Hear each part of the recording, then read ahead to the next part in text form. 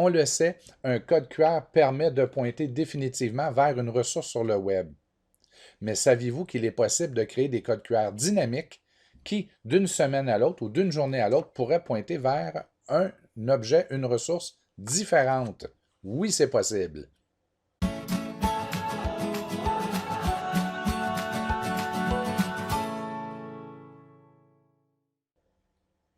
En effet, assez rapidement, en quelques clics, il est possible de créer un code QR statique, donc un code QR qui pointera toujours vers la même ressource.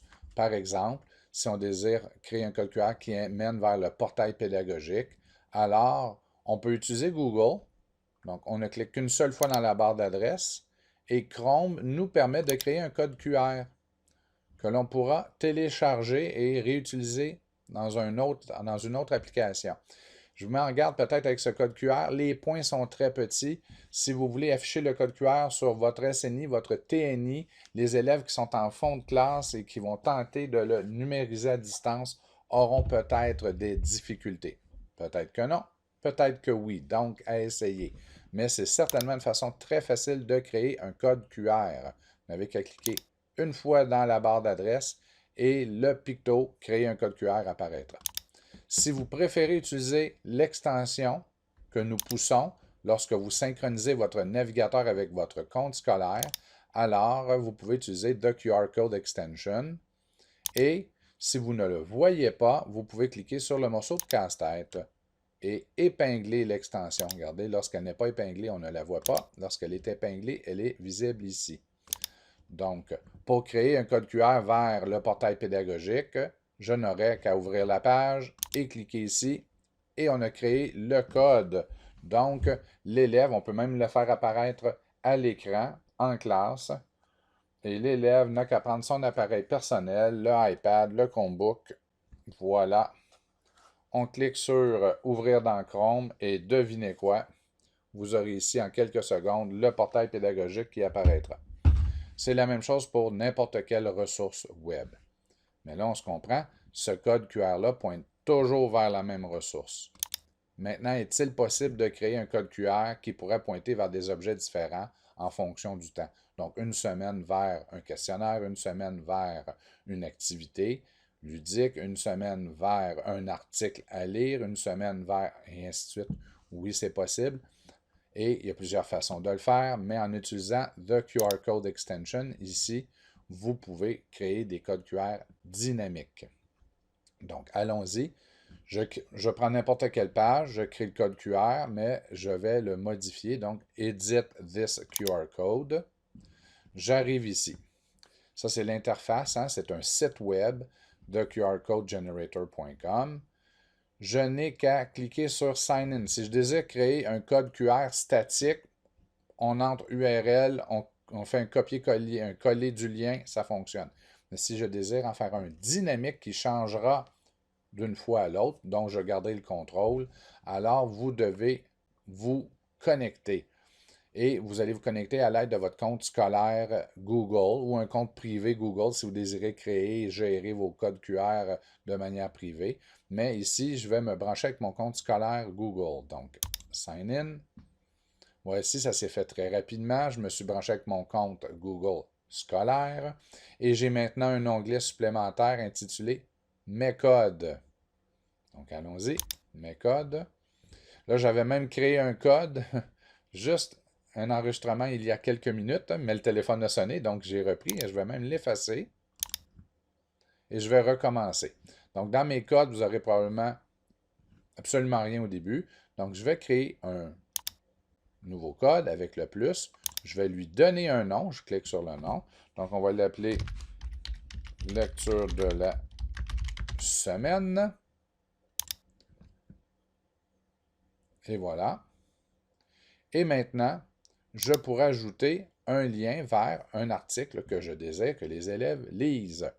Donc, moi en classe, j'enseignais le monde contemporain et mon objectif était de donner une chance, un accès facile à des nouvelles internationales.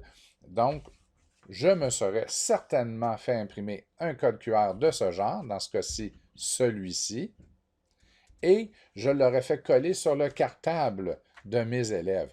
Le même type d'expérience pourrait être vécu au primaire avec la lecture de la semaine, un jeu éducatif. Vous pouvez le vivre d'une manière totalement différente, mais c'est le genre d'activité que j'aurais fait. Un code QR dynamique et chaque semaine, je saurais aller chercher un article de l'actualité.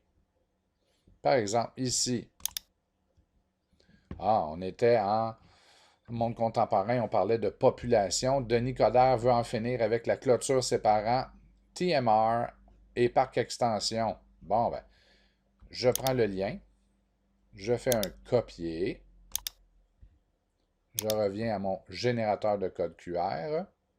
Dans URL, je fais coller. C'est tout.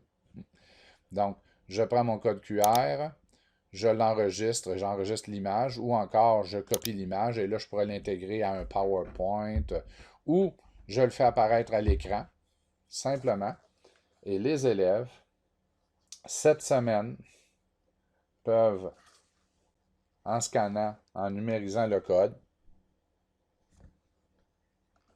avoir accès à l'article de Radio-Canada. Et la semaine prochaine ou demain, je pourrais simplement aller chercher un autre article que j'irai chercher sur... ici, regardez, le sous-titrage traduit en direct arrive sur Google Meet. Voilà. Bon, ça fait déjà plusieurs semaines qu'on l'a en passant. Allons-y. Et je vais simplement changer le lien. On peut voir, ça s'est enregistré. Et maintenant, la semaine suivante, avec le même code QR, le nouvel article que je proposerai aux élèves. Et maintenant, le sous-titrage arrive. La semaine d'après, je pourrais même changer et aller complètement vers autre chose. Une vidéo YouTube. Donc, on pourrait choisir une vidéo YouTube comme celle-ci. Saviez-vous que... Donc, une fois qu'elle est démarrée, je vais faire partager. On est toujours mieux de prendre le lien qui est proposé par YouTube.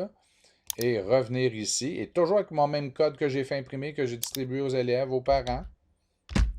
Je mets maintenant la vidéo YouTube. Et si les gens numérisent le code, vous avez bien compris le principe, ça sera une vidéo YouTube qui va démarrer. Donc, c'est incroyable comme outil. Moi, en tant qu'enseignant, vous pouvez être sûr que j'aurais proposé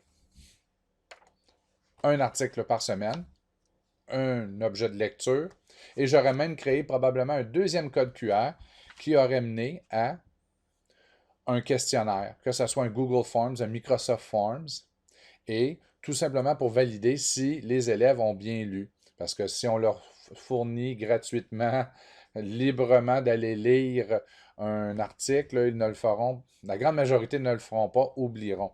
Mais si on y ajoute un outil de validation avec un second code QR qui mène à un questionnaire différent chaque semaine, donc un code QR dynamique, et qu'on offre des points en boni. Donc, mon objectif, en réalité, c'est qu'à chaque semaine, ils lisent au moins un article pertinent. C'est une façon de valider les élèves qui l'ont fait, même de les encourager à le faire. Alors, j'aurai un code dynamique pour mon article et tout juste à côté, un code dynamique pour l'outil de validation qu'ils peuvent remplir 2 ou 3 questions simples avec leur cellulaire en quelques secondes. Et moi, ça me fait un tableau qui se remplit et je sais qui a lu quoi et combien d'élèves l'ont fait. Donc, c'est un outil vraiment qui peut être génial, le code QR. Vous pourriez vous créer un code QR, l'activité mystère de la semaine. Il y a des dizaines d'exemples qu'on peut utiliser. Donc, j'espère qu'on a démystifié la différence entre un code QR statique, donc un code QR qui est attaché à une ressource. Par exemple, la page Google Actualité ici, on aurait un code QR qui mène à cette page-là. Elle ne pourra jamais mener à rien d'autre. Et un code QR dynamique où on peut changer le lien d'un jour à l'autre, d'une semaine à l'autre, selon les besoins. Si vous publiez je ne sais pas, un journal étudiant, bien, vous pourriez avoir un code QR qui pointe vers l'édition courante et non un code QR différent à chaque mois pour chaque édition du journal. Donc, vous pourriez avoir un code QR et vous le ferez pointer vers le document que vous désirez qu'il mène vers cette semaine ou ce mois-là. Donc, je vous souhaite une bonne journée. À la prochaine et bonne utilisation du code QR.